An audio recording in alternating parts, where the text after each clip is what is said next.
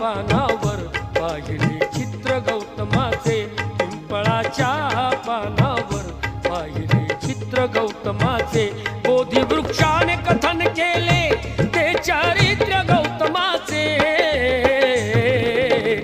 पिंपळाच्या पानावर पाहिले चित्र गौतमाचे, पिंपळाच्या पानावर पाहिले चित्र गौतमाचे.